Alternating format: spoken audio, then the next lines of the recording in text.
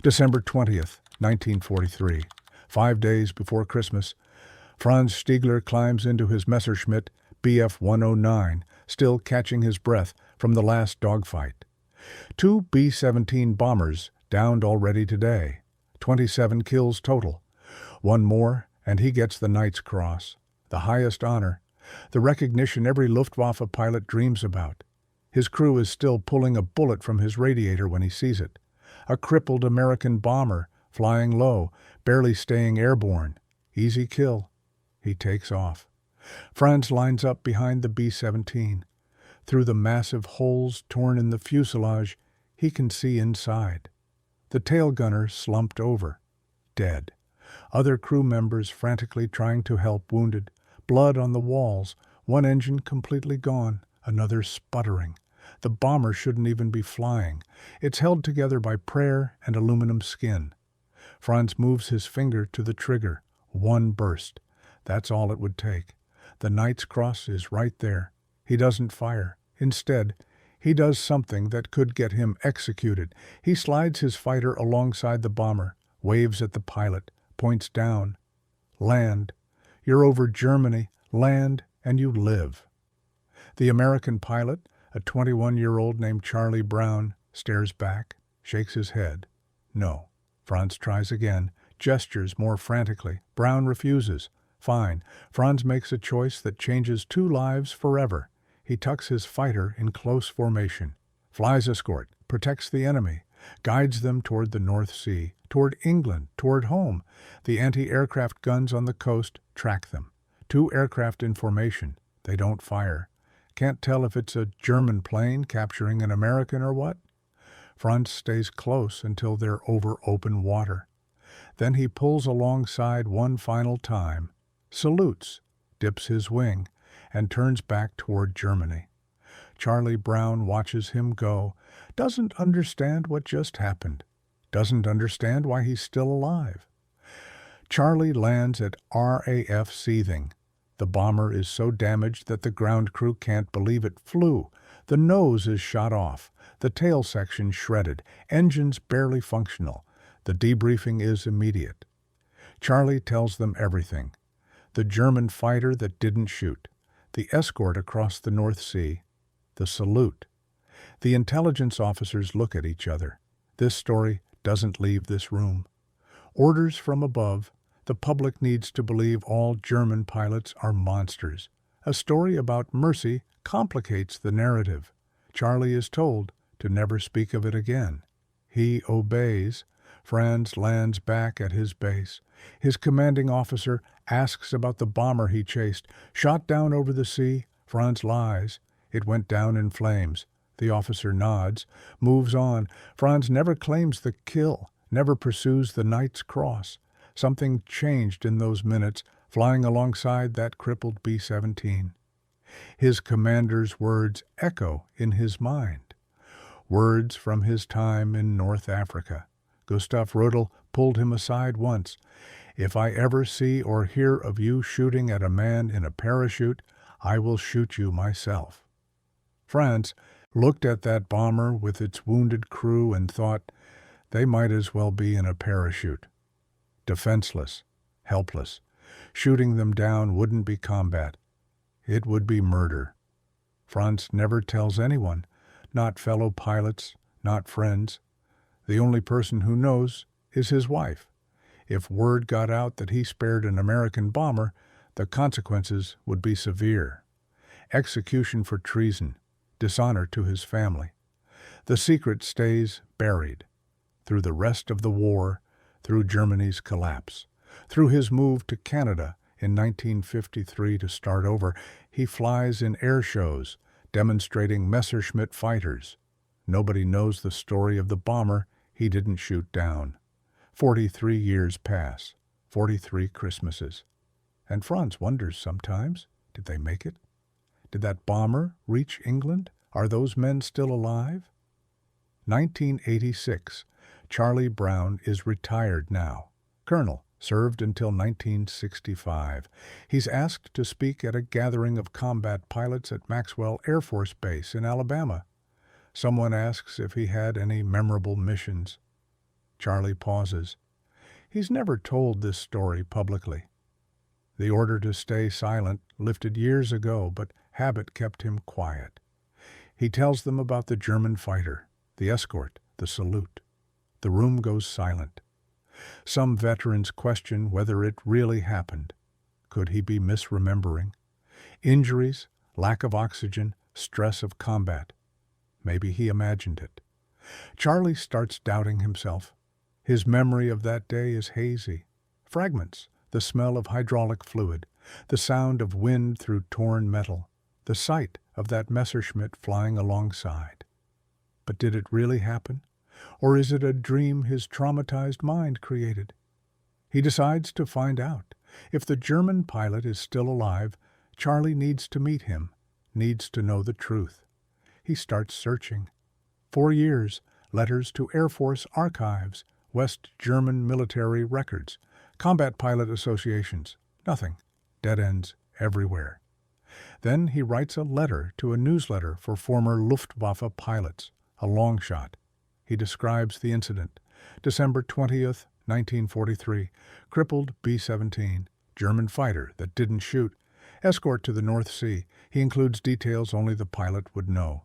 The salute, the way the fighter dipped its wing before turning away. He sends the letter and waits. Weeks pass, then months. He's about to give up. 1990. A letter arrives from Canada. Vancouver, British Columbia. The handwriting is careful, precise. It begins with 4 words that make Charlie's breath catch. I was the one. The letter is signed Franz Stigler. He describes everything. The damaged bomber, the wounded crew visible through the holes, the decision not to fire, the escort, the salute. Details that match Charlie's hazy memories, details nobody else could know. Franz includes his phone number. Call me, he writes. We need to talk. Charlie's hands shake as he dials. The phone rings. A voice answers in accented English. Is this Franz? Yes, this is Charlie. Silence, then Franz speaks. I have been wondering for 46 years if you made it home. We did, Charlie says. Because of you, both men are crying now. 2 old warriors, enemies once, connected by a moment of mercy that neither could forget. They meet in person weeks later. Seattle. Franz flies down from Vancouver. They embrace at the airport like brothers, not former enemies. Brothers. They spend days comparing stories, filling in gaps. Franz explains his thinking that day.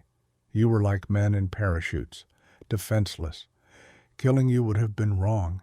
Charlie describes the landing in England, how they told him never to speak of it, how he'd wondered for decades if Franz survived the war. The families meet. Charlie's wife, Franz's wife, Helga, the crew members who survived that flight. They gather around Franz, these men in their 60s and 70s now. We owe you our lives, one says. Franz shakes his head. You owe me nothing. I did what any decent man should do. But they insist. We have children, grandchildren, entire families that exist because you chose mercy. Franz meets them, the children and grandchildren of the men he spared, dozens of people alive because of a split-second decision at 25,000 feet. He's overwhelmed. They discover they'd been living less than 200 miles apart for decades, Seattle and Vancouver, separated by an invisible border. Charlie living with the memory of a German pilot's mercy. Franz living with the secret of an American bomber he didn't destroy. So close. And yet they spent 46 years not knowing. The what-ifs hang in the air. What if Charlie never spoke up in 1986? What if Franz never received the newsletter? What if the letter got lost in the mail? They would have died never knowing what happened to each other. Instead, they become inseparable. Visit each other several times a year, attend military events together, speak at schools and Air Force bases, tell their story to anyone who will listen. The audiences are always silent. You can hear the moment when it hits them, that in the middle of the most brutal war in history, a German pilot chose humanity over duty, and an American pilot spent half his life searching for the man who saved him. Franz gives Charlie a book. Inside, he writes an inscription. In 1940, I lost my only brother as a night fighter. On December 20th, 1943, I was able to save a B-17 from its destruction. The pilot, Charlie Brown, is for me as precious as my brother was. Thanks, Charlie. Your brother, Franz. Charlie reads it, closes the book. Can't speak for several minutes. When he finally looks up, his eyes are wet. I had nightmares for 40 years, he says quietly, about that day, about the war. They stopped after I found you. Franz nods. Mine too. We needed this. Both of us. They appear at banquets together. Franz meets the entire crew of Olde Pub. The men who survived that mission, the ones who made it through the war. They shake his hand, embrace him, thank him over and over. Franz is uncomfortable with the gratitude. I was just doing what was right, he insists. But they won't let him minimize it. You saved 9 men that day. 9! That's not nothing. That's everything. The wives become friends. Helga and Charlie's wife. They exchange recipes, photos, stories about their husbands. The Christmas cards start arriving. Every year, without fail, pictures of growing families, updates on health and life. The bond between the families deepens. This isn't just about 2 pilots anymore. It's about 2 families connected by an act of mercy that rippled forward through generations. 2008. March 22nd. Franz Stigler dies at his home in Vancouver.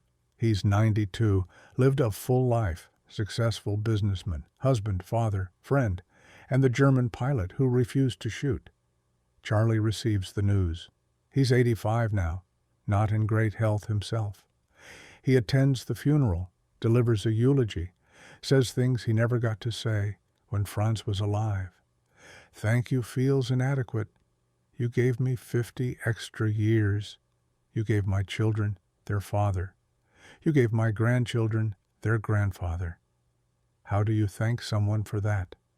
8 months later, November 24th, Charlie Brown dies in his sleep, 86 years old. The crew of Olde Pub is almost all gone now, the witnesses to that December day in 1943, the men who saw a German fighter pull alongside when it should have opened fire. They take the story with them. But the story doesn't die. It lives in the book, A Higher Call, in the documentary interviews, in the articles and speeches and school presentations, in the minds of everyone who hears about 2 enemies who became brothers. The question people always ask is why? Why didn't Franz shoot? He was a fighter pilot, 27 confirmed kills. He'd shot down bombers before. Why was this one different? Franz answered it simply. They were helpless. Shooting them would have been murder, not combat. There's a line. I wouldn't cross it. Some things matter more than medals, more than victory, more than following orders. Your humanity. That's what matters. If you lose that, you've lost everything. Charlie's answer to why he searched is just as simple. Because I needed to know it was real. I needed to know that even in war, even in the worst circumstances, human decency still exists. Finding Franz proved it did, and that gave me hope, not just for what happened in the past, but for what's possible in the future. The story spreads. It's taught in military academies, used in ethics courses, discussed in churches and schools. 2 men who should have been enemies. One who refused to kill when he had every right and reason to. One who spent half his life finding the man who spared him. Their friendship proves something that propaganda tries to deny. That the enemy is human too. That mercy is strength, not weakness. That the bonds formed by choosing humanity over hate are stronger than the bonds formed by war. Students ask what they would do in Franz's position. The ice Knight's Cross right there. The easy kill. The glory. Most like to think they'd make the same choice. Spare the helpless. But Franz knew the truth. In the moment, with adrenaline pumping, with years of training telling you to fire, with your survival instinct screaming, with the weight of orders and duty and national pride. Most would pull the trigger. He didn't. That's what makes it extraordinary. Veterans who hear the story share their own moments in combat when they chose mercy, or when they received it. The Japanese soldier who let an American patrol pass without firing. The American medic who treated enemy wounded. The British soldier who shared water with a German POW. These stories are everywhere, hidden in the margins of history, overshadowed by the battles and strategies and casualty counts. But they matter. Maybe they matter most. A grandson asks Charlie years before his death why it mattered so much. Why spend 4 years searching for a man you met for maybe 10 minutes? Charlie thinks carefully. Because those 10 minutes defined the rest of my life. Every Christmas with my family, every birthday, every moment I got to live. I owed them all to a German pilot who chose mercy when he could have chosen glory. How could I not try to find him? How could I not say thank you? The final photograph shows them together. 2 old men, sitting side by side, smiling.